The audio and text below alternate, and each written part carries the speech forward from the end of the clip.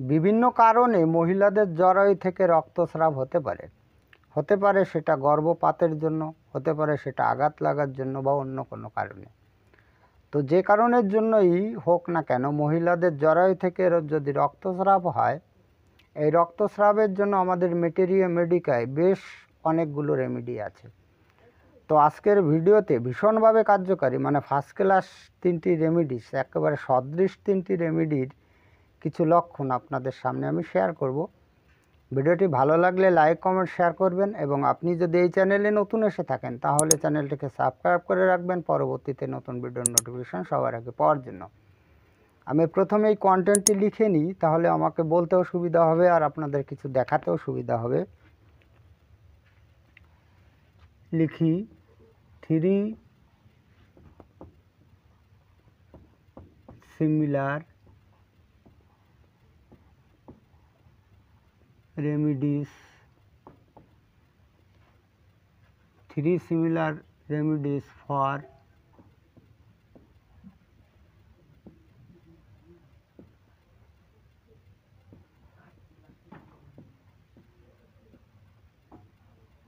hemorrhage from uterus। তো এটার মানেটা কি হচ্ছে? এটার মানেটা হচ্ছে যে জরায়ু থেকে রক্তস্রাব। এবার জরায়ু থেকে যে কোনো কারণে রক্তস্রাব হোক না কেন, আমাদের হোমিওপ্যাথিতে কিন্তু লক্ষণভিত্তিক চিকিৎসা হবে। এবার এই লক্ষণভিত্তিক চিকিৎসায় যদি লক্ষণ সাদৃশ্য হয় তাহলে তো রোগিনী আরোগ্য লাভ করবেই, আর যদি লক্ষণ সাদৃশ্য না হয় তাহলে কিন্তু ভালো ঔষধও কাজ করে না। একেবারে আপনি যদি বলেন জার্মানি কোম্পানি, ওর ঔষধও কাজ করে না, আমাদের লক্ষণ দেখে চিকিৎসা করতে হয়। কেননা একজন রক্তস্রাব গ্রস্ত রোগিনীর যে রক্তের যে বর্ণটা হয়, রক্তের যে কালারটা হয়, বা যে বিভিন্ন রকম উপসর্গ দেখা যায়, প্রত্যেকটা রোগিনীর ক্ষেত্রে আলাদা আলাদা লক্ষণ আসে একই রক্তস্রাবে যদিও আক্রান্ত হয়। সুতরাং হোমিওপ্যাথি চিকিৎসায় তো লক্ষণভিত্তিক করতে হয়। এবার এই রক্তস্রাবের জন্য আমি বেছে বেছে 3টি রেমেডির কিছু লক্ষণ সম্পর্কে আপনাদের বিস্তারিত তথ্য খুব সহজ সরল ভাষায় আমি ব্যাখ্যা করে শোনাবো। আমি আপনাদের রিকোয়েস্ট করব আপনারা ভিডিওটি না টেনে যদি এটা মনোযোগ দিয়ে শোনেন তাহলে আপনার কিন্তু রোগিণীর জন্য সঠিক ঔষধ নির্বাচন করতে সুবিধা হবে। আমি প্রথমেই বলি, এই রক্তস্রাবের জন্য ভীষণভাবে কার্যকারী একটা রেমেডি, সেটা হচ্ছে, সংক্ষিপ্ত নাম লিখি, এটার মানে হচ্ছে সিকেলিকর। ঠিক আছে, এটা 6 বা 30 শক্তি ব্যবহার করতে হবে। এই সিকেলিকর রেমেডিটি কোন ধরনের রোগিনীদের জন্য আপনি ভাববেন? দেখবেন রোগা পাতলা, গরম কাতরা এবং প্রবল রক্তস্রাবযুক্ত রোগিনীদের ক্ষেত্রে আপনি এই ঔষধটির কথা প্রথমে ভাববেন। আমার কথাটা বোঝা গেল যে এই সিকেলিকরের রোগিনীরা কিন্তু রোগা পাতলা হয়, গরম কাতরা মানে গরম কাতর, আর এদের রক্তস্রাবও বেশি হয়। তাহলে এই রোগিনীদের ক্ষেত্রে আপনি প্রথমে এই কথাটি ভাবতে পারেন। এবার এই সিকেলিকরের রোগিনীদের প্রসব বেদনার মতো বেদনা হয়, সঙ্গে কিন্তু আক্ষেপও থাকে। কথাটা কি বললাম? প্রসব বেদনাটা কি? এই যে মহিলাদের যখন বাচ্চা কাচ্চা হয়, মানে ডেলিভারি হয়, তখন একটা বেদনা হয়, সেই বেদনাকে বলা হয় প্রসব বেদনা। এই প্রসব বেদনা থেকে থেকে হয়, মানে সবসময় একটানা থাকে না, সঙ্গে কিন্তু আক্ষেপ থাকে। আক্ষেপ মানে ওই খিঁচুনি প্রকৃতির, হাত পা বাঁকা হয়ে যাওয়ার।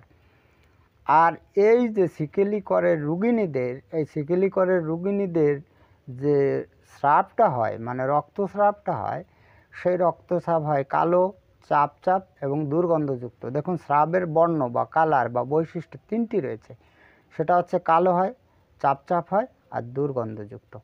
সুতরাং এর থেকে আমরা এই সিকেলিকরের রোগিনীদের সহজে চিনে নিতে পারি। এই সিকেলিকরের রোগিনীদের আরও সুন্দর বৈশিষ্ট্য আছে, সেটা হচ্ছে যে এদের যে স্রাব মানে রক্তস্রাব, সেই রক্তস্রাব নড়াচড়া করলে বাড়ে। আর যদি কখনও কোনো মহিলার 3য় মাসে গর্ভপাত হয়ে যদি এই স্রাব শুরু হয় তাহলে সেক্ষেত্রে কিন্তু অব্যর্থ ফল পাওয়া যায়। এবার এই সিকেলিকর রেমেডিটি, এই রেমেডিটি 6 বা 30 শক্তি সূক্ষ্ম মাত্রায় ডোজ বানিয়ে ব্যবহার করতে হবে। আপনি 6 শক্তি দিনে 3 থেকে 4 বার, আর 30 শক্তি দিনে 2বার ব্যবহার করতে পারেন, অবশ্যই সূক্ষ্ম মাত্রায় ডোজ বানিয়ে। সূক্ষ্ম মাত্রায় ডোজটা আপনি কীভাবে বানাবেন সেটা আমি এই ভিডিওটির শেষের দিকে খুব সহজভাবে বলে দেব। আমি নাম্বার 2তে বলি, খুবই গুরুত্বপূর্ণ একটি রেমেডি, সেটা হচ্ছে হেলন। এটার মাদার টিংচার বা 6 শক্তি ভালো চলে এই রোগের জন্য, ঠিক আছে। এর পুরো নাম হচ্ছে হেলোনিয়াস ডায়েসকোকা। এই হেলোনিয়াস রোগিণীদের ক্ষেত্রে আপনি কোন ধরনের লক্ষণ পাবেন? দেখুন, এদের যে স্রাব মানে রক্তস্রাব, এই রক্তস্রাব সেম হচ্ছে সিকেলিকরের রোগিণীদের মতো। এবার সিকেলিকরের রোগিণীদের যে আমি বলেছি, এদের স্রাব কালো হয়, চাপ হয় এবং দুর্গন্ধযুক্ত। আরও সুন্দর লক্ষণ হয় এই হেলোনিয়াস রোগিণীদের। এই হেলোনিয়াস রোগিণীদের স্রাব বেশি হয়, খুব বেশি পরিমাণে হয় এবং সেটা দীর্ঘকাল স্থায়ী, মানে দীর্ঘ সময় ধরে এদের কিন্তু স্রাব হয়। এছাড়াও এই হেলোনিয়াসের রোগিণীরা তোয়াল পেটে ভারবোধ অনুভব করে। এই হেলোনিয়াস রোগিণীদের ক্ষেত্রে আরও সুন্দর লক্ষণ পাওয়া যায়, যখন এদের এই রক্তস্রাব হয় তখন কিন্তু বারবার প্রস্রাব লাগে, মানে প্রস্রাব থাকে, তাকে প্রস্রাব করতে যেতেই হবে, আর প্রস্রাবের সঙ্গে জ্বালাপোড়াও হয়। তো এই সমস্ত লক্ষণ দেখে আপনাকে তো হেলোনিয়াসের রোগিণীকে চিনতে অসুবিধা হবে না।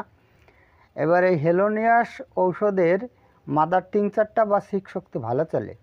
যদি আপনি মাদার টিংচার ব্যবহার করতে চান তাহলে 5 ফোঁটা করে প্রতিবারে ডোজ হিসাবে নিতে হবে। আপনি 5 ফোঁটা করে দিনে 3 থেকে 4 বার খাওয়াতে পারেন। আর যদি 6 শক্তি নেন তাহলে সূক্ষ্ম মাত্রায় ডোজ বানিয়ে আপনি দিনে 3 থেকে 4 বার ব্যবহার করতে পারেন। আমি সর্বশেষ রেমেডিটির কথা বলি, সেটা হচ্ছে সাবিন 30। এই সাবিন মানে হচ্ছে স্যাবাইনা। এই স্যাবাইনা রোগিণীদের ক্ষেত্রে আপনি কোন ধরনের লক্ষণ পাবেন? এই স্যাবাইনা রোগিণীদের ক্ষেত্রে যে স্রাব হয়, সেই স্রাব একেবারে টক টক লাল রক্তের মতোই হয়, মানে উজ্জ্বল লাল বর্ণের হয়, ঠিক আছে। আর এই স্রাবটা পরিমাণে বেশি হয়। দেখুন, এই যে স্রাবের যে নেচার, সেই নেচারটা আগে ভালো করে মনে রাখতে হবে। অন্তত এই রক্তস্রাবের রোগিণীকে চিকিৎসা দিতে হলে আমি পূর্বের যে দুটি রেমেডির কথা বলেছি, সেই রেমেডি দুটি মহিলাদের স্রাবের বর্ণ কালো ছিল আর এটা কিন্তু লাল বর্ণ ছিল। এখানে কিন্তু চাপও আমি বলিনি। এর মানেটা হচ্ছে যে স্যাবাইনা রোগিণীদের স্রাব উজ্জ্বল লাল বর্ণ হয় এবং পরিমাণে বেশি হয়, এবং এই স্রাবের সাথে আরও কিছু উপসর্গ থাকে, সেটা হচ্ছে মূত্রকষ্ট থাকে আর এই উরুতে বেদনা হয়। উরুতে বেদনা হয় আমি পূর্বের দুটি রেমেডির কথা বলিনি। মূত্রে মানে প্রস্রাব করতে কোনো প্রকার অসুবিধা থাকবেই এই স্যাবাইনা রোগিণীদের।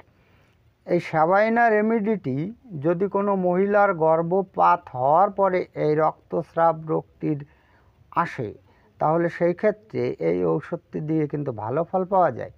এবার এই স্যাবাইনা রেমেডিটি 30 শক্তি ভালো কাজ করে এই রোগের জন্য। এবার 30 শক্তি সূক্ষ্ম মাত্রায় ডোজ বানিয়ে আপনাকে দিনে 2বার ব্যবহার করতে হবে।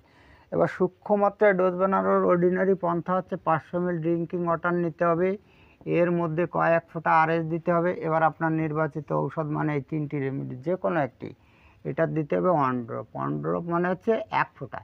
এবার এটা দেওয়ার পরে এটাকে ঝেঁকে ভালো করে মিশিয়ে নিলেন, আপনার ঔষধ কিন্তু রেডি হয়ে গেল।